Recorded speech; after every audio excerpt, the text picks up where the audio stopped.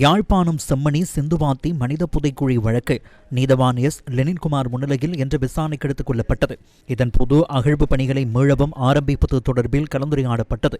குறித்த பகுதிகளை வாரத்தில் 2 முறை சட்ட வைத்திய அதிகாரியின் கண்காணிப்பின் கீழ் துப்புரவு செய்யும்படி நல்லூர் பிரதேச சபைக்கு நீதவான் உத்தரவு பிறப்பித்தார்.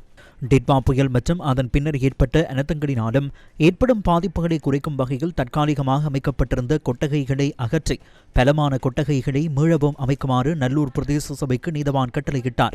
மேலும் அகழ்வு பணிகளுக்கு தேவையான தளவாடங்களை கடந்த தவணைகளில் வழங்கியது போலவே இந்த அகழ்வு பணிகள் ஆரம்பிக்கப்படுகின்ற போதும் அந்த ஒழுங்கமைப்புகளை செய்யும்படி நல்லூர் பிரதேச செயலாளருக்கு நீதவான் கட்டளையிட்டார். இதேவழி அடுத்த கட்ட அகழ்வு பணிகளை முன்னெடுப்பது தொடர்பில் ஆராய்வதற்காக நீதவான் உள்ளிட்ட குழுவினர் கள விஜயம் ஒன்றினை இன்று மேற்கொண்டிருந்தனர். குறித்த களத்தை தரிசிப்பதற்கான கட்டளை அமைக்கப்பட்டு குறித்த தளமானது மாலை வேளையில் தரிசிக்கப்பட்டதுடன் நீரினுடைய அளவு மேற்பார்வையிடப்பட்டு குறித்த நீரை வெளியகற்றுகின்ற நடைமுறை மார்ச் மாதம் 28ஆம் தேதி நடைபெறும் என்று நீதிமன்றம் அறிவித்ததுடன் அகழ்வு பணிகளுக்கான தற்போதைய திகதியாக ஏப்ரல் மாதம் 20ஆம் தேதி திகதியிடப்பட்டுள்ளது.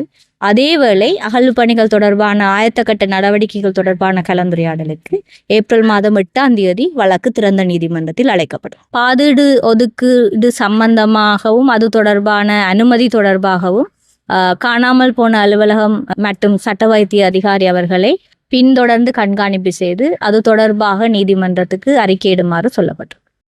2025ஆம் ஆண்டு பிப்ரவரி மாத ஆரம்பத்தில் செம்மணி பகுதியில் உள்ள மயானத்தில் அபிவிருத்தி பணிகளுக்காக குழிகள் வெட்டப்பட்ட போது அதற்குள் இருந்து மனித எச்சங்கள் மீட்கப்பட்டன. இதனையடுத்து செம்மணி பகுதியில் மனித எச்சங்கள் மீட்கப்பட்ட பகுதியில் மே மாதம் 15ஆம் தேதி முதல் அகழ்வு பணிகள் முன்னெடுக்கப்பட்டிருந்தன.